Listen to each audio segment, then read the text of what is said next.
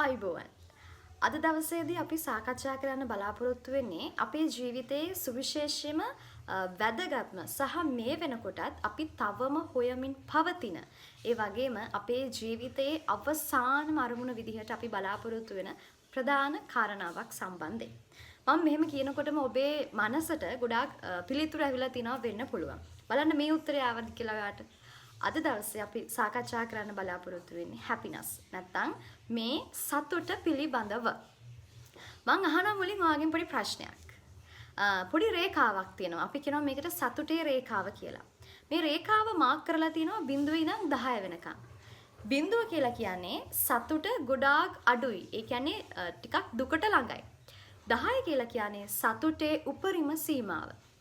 මම අහනවා මේ ජීවන ගමන ඇතුලේ ඔබ ඉන්නේ මේ රේඛාවෙන් කොතනද? 0 සිට 5 කියන සංඛ්‍යාව අතරද නැත්නම් 5 ඉඳන් 10 කියන සංඛ්‍යාව අතරද? ටිකක් කල්පනා කරලා බලන්න. 5 ඉඳන් 10 කියන සංඛ්‍යාව අතර නම් ඔබේ පිළිතුර ඔබේ ජීවිතය සම්බන්ධයෙන් මේ වෙනකොට ඔබ යම් තාක් දුරකට තෘප්තිමත් සහ යම් තාක් දුරකට සතුටින් ගත කරනවා කියලා අපිට හිතන්න පුළුවන්. හැබැයි අපි බලමු ඒ අපි විඳින සතුට මේ ජීවිතේ අපි බලාපොරොත්තු වන සැබෑම සතුටද කියලා. ඒ වගේම ඔබ තව එක ප්‍රශ්නයකට මට උත්තර ලබා දෙන්න ඕනේ. ඒ තමයි මං අහනවා ඔබෙන් ඔබ අන්තිමටම සතුටින් හිටියේ කවද්ද සහ සතුටින් හිටපු මොහොත කවද්ද කියන එක. ගොඩක් ප්‍රෝග්‍රෑම්ස් වලට එහෙම ගිහිල්ලා මේ කියන ප්‍රශ්නේ අහුවට පස්සේ දරුවන්ගෙන් වැඩිහිටියන්ගෙන් මේ ප්‍රශ්නේ අහුවට පස්සේ එයාලගේ පිළිතුරු විවිධාකාරයි. පොඩි කාලේ තමයි මම ගොඩක් සතුටින් හිටියේ. ඊයේ තමයි මම ගොඩක් සතුටින් හිටියේ. මීට මාස 5කට කලින් තමයි මම සතුටින් හිටියේ. විවාහ වෙන කලින් තමයි මම සතුටින් හිටියේ. මේ වගේ අතීතය සම්බන්ධ කරගෙන යම්කිසි පීරියඩ් එකක් අපි අල්ලගෙන ඉන්නවා. අනේ මේ කාලෙනේ මම සතුටින් හිටියේ. හැබැයි මේ මොහොතේ මේ වර්තමානයේ මම සතුටින් නෙවෙයි. ඒ වගේම මං ඇහුවොත් එහෙම ඔබට සතුටින් ජීවත් වෙන්න මොනවද අවශ්‍ය වෙන්නේ?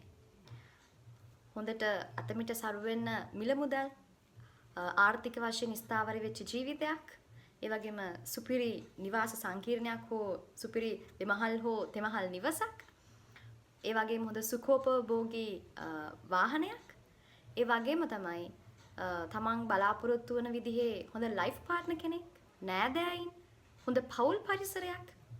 මෙන්න මේ කියන දේවල් ඔබේ පිළිතුරු විදිහට ලැබෙන්න පුළුවන්. ටිකක් කල්පනා කරලා බලන්න ඔබ අලුතින් ඇඳුමක් මිලදී ගන්නවා. මේ ඇඳුම හරිම වටිනාකමින් ඉහළයි සහ හරිම ලස්සන මේ වෙනකොට කොහෙවත්ම නැති ඉහළ වටිනාකමක් සහිත ඇඳුමක්. ඔබ හරිම ආසාවෙන් සහ සතුටින් මේ ඇඳුම දවස් කීපයක් අඳින්න පළඳින්න පුළුවන්. ඊට පස්සේ බලන්න ඒ සතුට, ඒ නැවුම් බව, ඒ ප්‍රීතිය දිගින් දිගට අර ඇඳුම අඳිනකොට ඔබ තුල තියෙනවද? නැහැ නේද? මොකක්ද ඇත්තට මේ උනේ? අපි ගොඩාක් වෙලාවට මේ බාහිර පරිසරයේ තියෙන දේවල් එක්ක තමයි අපේ සැබෑ සතුට හොයන්න යන්නේ. අපි කියනවා මට මෙච්චර සල්ලි තියෙනවා නම් මම සතුටුයි. මේ වගේ නිවාසයක් තියෙනවා නම්, වාහනයක් තියෙනවා නම්, සුඛෝපභෝගී ජීවිතයක් තියෙනවා නම් මම සතුටුයි. හිතන්න ඔබ කරන පළවෙනි රැකියාව විදිහට ඔබට ලැබෙනවා ඔබේ වැටුප 35000ක්. යම්කිසි කාලයක් ඔබට ඒ ප්‍රමාණවත්. හැබැයි අවුරුද්දක් විතර යනකොට ඔබ ආයේ කලකිරීමටපත් වෙනවා, දුක් වෙනවා. ඇයි? මට මේ සැලරි එක තව ටිකක් වැඩි කරගන්න තිබ්බනම්. අපි හිතමු මොකක් හරි ප්‍රොමෝෂන් එකක් හම්බෙලා ඔයාට අවුරුද්දක් විතර ගියාට පස්සේ සැලරි එක 50000ක් හම්බෙනවා. ඒකත් අවුරුද්දක් දෙකක් යනකම් ඔබට ප්‍රමාණවත් වෙන්න පුළුවන්. හැබැයි ඔබ එතනින් නතර වෙනවද? නැහැ. තවත් ඔබ බලාපොරොත්තු වෙනවා මගේ සැලරි එක මෙච්චර ගාණකට වැඩි වුණා නම් කොච්චර හොඳයිද? තව කොච්චර දේවල් මට කරගන්න පුළුවන්ද? ඒ විදිහට ඔයාට තව ප්‍රොමෝෂන් එකක් හම්බෙලා රුපියල් ලක්ෂයක හෝ ලක්ෂ දෙකක ආදායමක් සහිත එක වෙන ජොබ් එකක් වෙන්න පුළුවන්, නැත්නම් ප්‍රොමෝෂන් එකක් වෙන්න පුළුවන්. ඔබට හම්බෙනවා. හැබැයි ඔබ එතනිනුත් තෘප්තිමත් වෙනවද? ඔබ හැමතිස්සෙම කල්පනා කරනවා, ඔබේ මනස හැමතිස්සෙම උත්සාහ කරනවා මේ සැලරි එක තව වැඩි කරගන්න.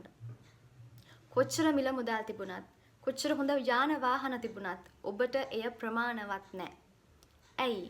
ඒක තමයි අපේ මනසේ ස්වභාවය. මේ භෞතික දේවල් තුලින්, මේ භෞතික සම්පත්, වටිනාකමින් ඉහළ සම්පත් අපි එකතු කර ගැනීමත් එක්ක මේ සැපවත් ජීවිතයක් ගත කිරීමත් එක්ක මම සතුටින් ඉන්නේ, මම සතුටු වෙනවා කියන එක ඔබ තීරණය කරනවා නම් ඒක ඇත්තටම සිද්ධ වෙනවද කියන එක ටිකක් අපි කල්පනා කරලා බලන්න ඕනේ. මොකද පුද්ගලයාගේ ආශාවන් වල සීමාවක් නැහැ. මේ සීමාවන් රහිත ලෝකයක මේ බාහිර දේවල් එක අපිට ඇත්තටම සතුටින් ජීවත් වෙන්න පුළුවන්ද? ඒකද අපි බලාපොරොත්තු වෙන සදාකාලික සැපත හෝ සදාකාලික සතුට.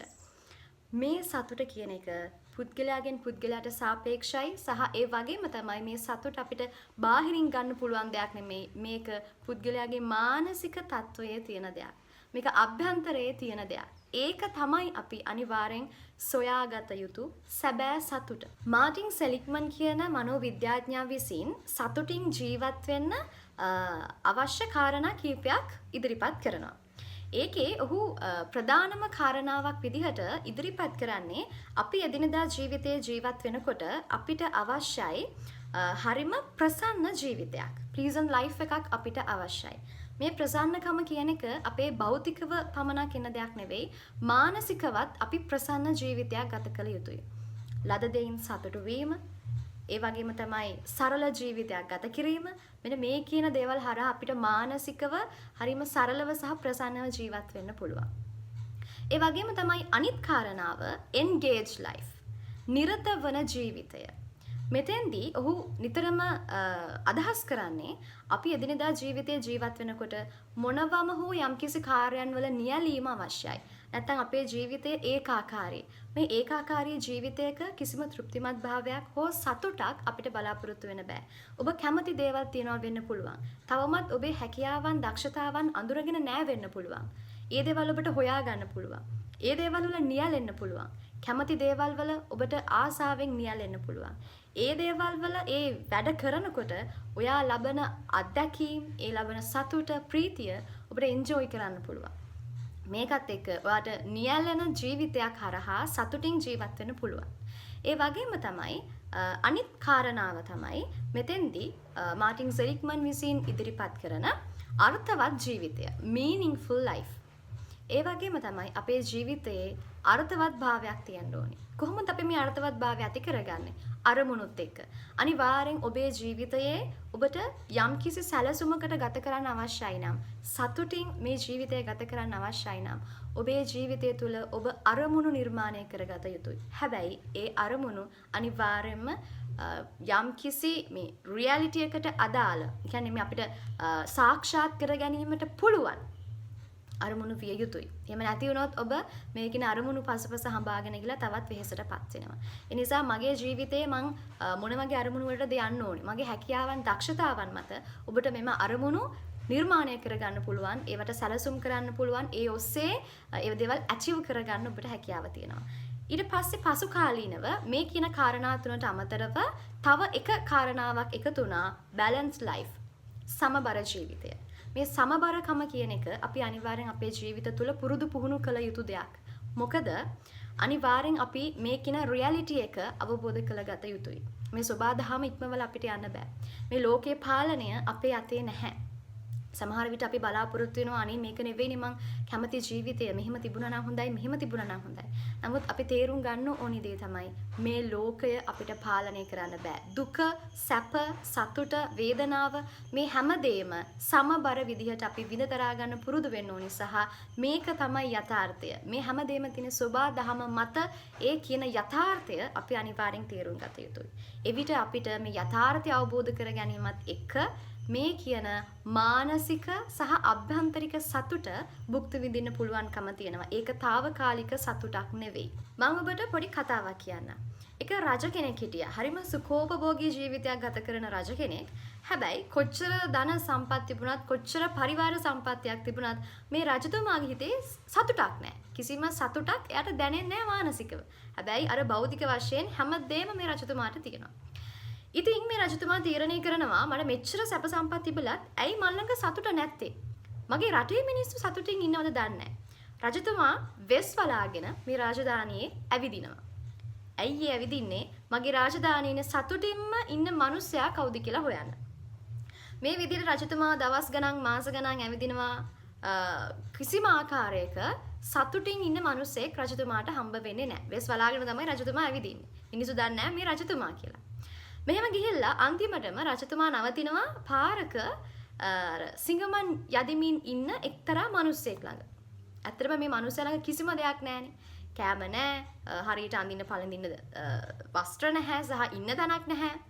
එතකොට රජතුමා දැන් මේ පුද්ගලයාට කියනවා මම රටේ රජතුමා. මම මේ වෙස් වලාගෙන මගේ රාජධානියේ සතුටින්ම ජීවත් වෙන මිනිස්සයාව හොයාගෙන තමයි මම මේ යන්නේ. හැබැයි මට මේ වෙනකන් මගේ රාජධානියේ සතුටින්ම ජීවත් වෙන මිනිස්සයා හම්බුන්නේ නැහැ. ඊට පස්සේ අර පුද්ගලයා කියනවා රජතුමනි ඔබ හරිම තැනට තමයි ආවේ. මම තමයි ඔබේ රාජධානියේ ඉන්න සතුටින්ම ජීවත් වෙන පුද්ගලයා. රජතුමා අහනවා එහෙම කොහොමද වෙන්නේ? ඔබට කිසිම දෙයක් නැහැනේ. මේ කිසිම දෙයක් නැතුව ඔබ කොහොමද සතුටින් ජීවත් වෙන්නේ? ඒ මිනිසයා කියනවා රජතුමනි මේ කිසිම දෙයක් නැති නිසාම තමයි මම ඇත්තටම ගොඩක් සතුටින් ජීවත් වෙන්නේ. මට මේ භෞතික සම්පත් දේවල් ගැන මේ දේවල් මට නැති වෙයි අයියෝ මට මේ දේවල් මදිනේ එහෙම කියලා කිසිම දුකක් නැහැ කලකිරීමක් නැහැ වේදනාවක් නැහැ. ඒ නිසා මට ලැබෙන දේයින් මට ලැබෙන කෑම ප්‍රමාණයෙන් මට ලැබෙන අඳින්න පළඳින්න තියෙන දේවල් වලින් මට ඒ මොහොතේ ඉන්න තියෙන තැන් වලින් මේ මොහොතේදී මට ලැබෙන දේවල් වලින් මම සතුටින් ජීවත් වෙන්නේ. මගේ මනස හරිම සැහැල්ලුයි. කිසිම බරක් මගේ මනස ඇතුළත නැහැ. රජතුමාට තේරුම් යනවා ඇත්ත. අපිට ඇත්තටම සතුටින් ඉන්න මේ තියෙන කොච්චර වස්තු සම්පත් තිබ්බත් ප්‍රමාණවත් වෙන්නේ නැහැ. ඒක තියෙන්නේ අපේ මනස ඇතුළෙම තමයි. කිසිම දෙයක් නැතුවත් අපිට සතුටින් ජීවත් වෙන්න පුළුවන්. සමහර විට ඔබට හිතෙන්න පුළුවන් අපි කොච්චර සතුටින් ඉන්න හැදුවත් එහෙම ඉන්න බෑනේ. මට කම්මැලිකම එනවා, මට තරහ යනවා, මට ඉරිසියාකම් සිද්ධ වෙනවා, මාව සමහරට ප්‍රතික්ෂේප වෙනවා. මේ කියන දේවල් සිද්ධ වෙනවානේ. ඔව්. ඒක තමයි අපි යථාර්ථය කියලාම කතා කරන්නේ. ඇලයින් ලක්සම්බර්ග් කියන පුද්ගලයා විසින් මේ සතුටින් ජීවත් වීම සඳහා කරන්න පුළුවන් පොඩි ටෙක්නික් එකක් නැත්නම් පොඩි ගේම් එකක් අපිට කියා දෙනවා. ඔහු කියනවා පහුවදා උදේ පාන්දර කියන්නේ 5ට අවදි වීම සඳහා ඔහු බෙල් එක තියනවා. ඒ විදිහට පාන්දර 5 වෙනකොට බෙල් එක රින් වෙනවා. මෙයාට ඇහැරුණත් ඇඳෙන් නැගිටින්න හදනකොටම මගේ මනස විසින් මට විහිළු කරනවා. මෝ කියනවා මම මනසට නමක් දැම්මා මිස්ටර් බීන් කියලා. ඒ නිසා මම මුළු දවසම මගේ මේ මිස්ටර් බීන් එක විහිළු කරමින් ඉන්නේ. මිස්ටර් බීන් මට හැමතිස්සෙම චැලෙන්ජ් කරනවා. මේක ගේම් එකක්නේ.